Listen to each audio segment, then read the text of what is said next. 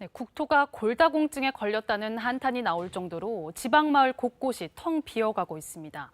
이 수도권 쏠림 현상으로 빈집만 늘어가고 일자리는 점점 더 줄어들고 있는데요. 이 소멸 위기에 처한 지역의 실태를 오늘과 내일 9시 뉴스와 시사기획 창을 통해 집중 진단합니다. 이형관 기자가 취재했습니다.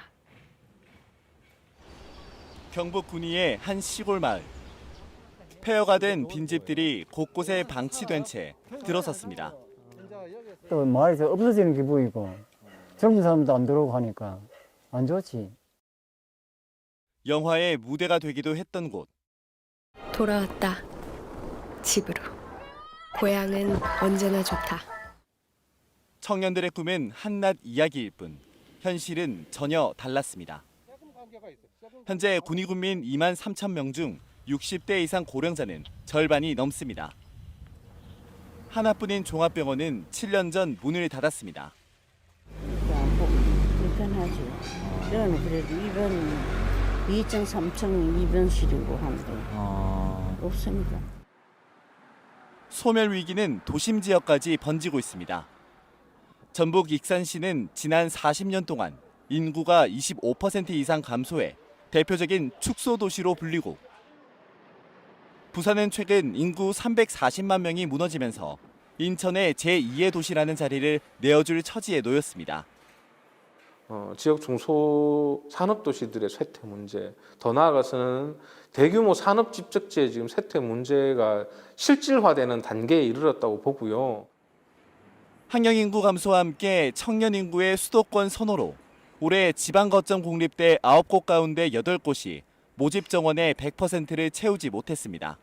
적어도 반 정도는 서울에 가려고 하지 않을까. 지방대를 나와서 그 지방에서 좋은 직업을 가질 수 없는 그런 상황이니까. 청년 인구가 줄어든다는 건 좋은 일자리도 함께 사라진다는 의미입니다. 120조 원 규모의 투자가 기대되는 SK 하이닉스 반도체 클러스터. 구미 시민들은 엄동설안에 얼음물까지 뒤집어쓰며 지역 유치를 염원했지만 결론은 수도권이었습니다. 서울과 가까워야지 우수 인재를 확보할 수 있다고 생각을 했던 것 같고요. 고급 연구 인력을 지방에서 구하기가 어려우니까 수도권으로 옮겨가고 있는 현상들이 나타나고 있습니다. 수도권 쏠림이 계속된다면 30년 뒤 전국 지방자치단체의 46%가 사라질 거라는 우울한 전망이 나옵니다. KBS 뉴스 이형관입니다. 이처럼 심각한 지방 소멸의 문제를 체계적으로 파악하기 위해 KBS는 통계청 마이크로 데이터를 바탕으로 인터넷 페이지를 제작했습니다.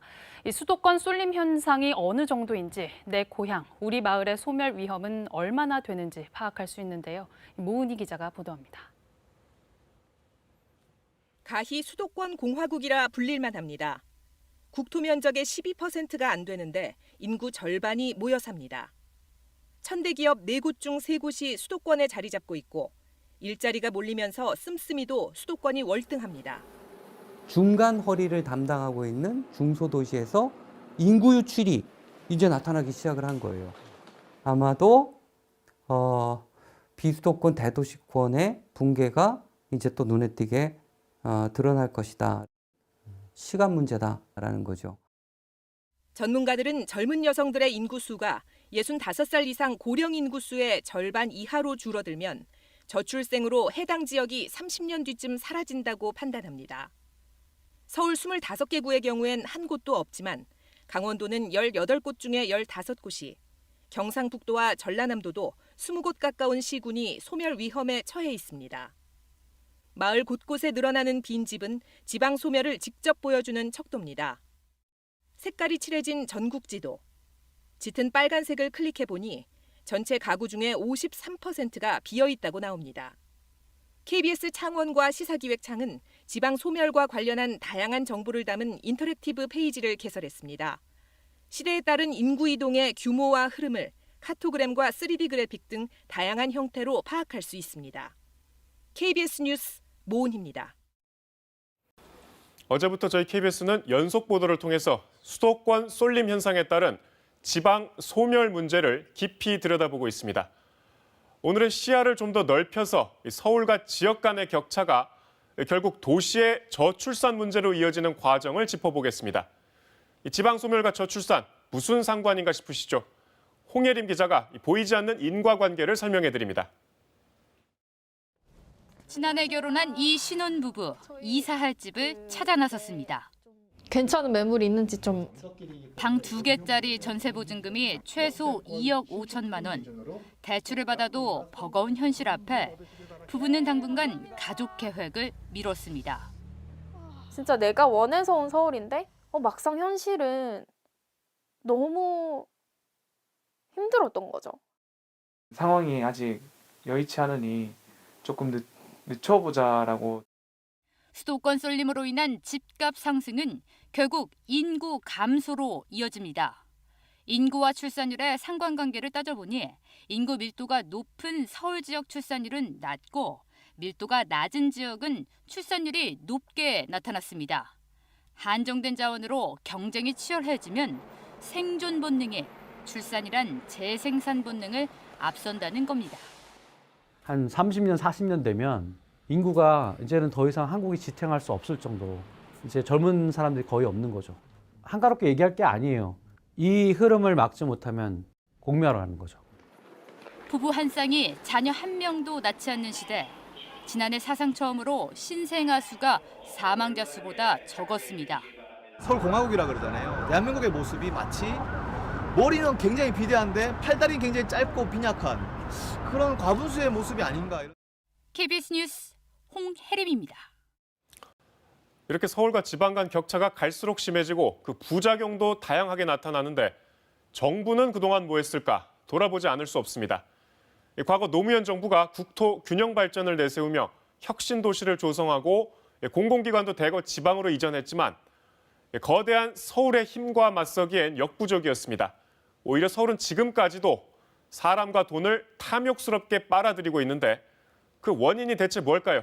이형관 기자가 분석했습니다. 서울 시민과 지방 주민이 평등하게 살아야 되는 거 아닙니까? 균형 발전을 역설했던 노무현 정부.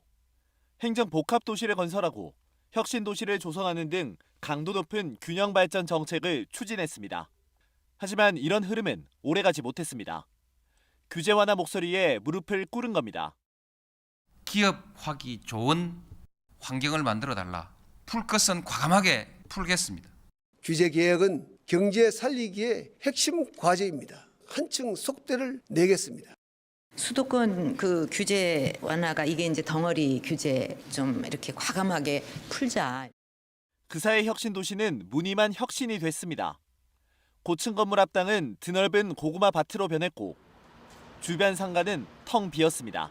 주거가 2만 세대인데 상가가 2만 세대예요. 이거는 뭐 이게 좀 너무 극단적으로 너무 많이 과공급되어서 정주 여건이 제대로 마련되지 않은 탓에 금요일엔 수도권 대이동이 벌어집니다.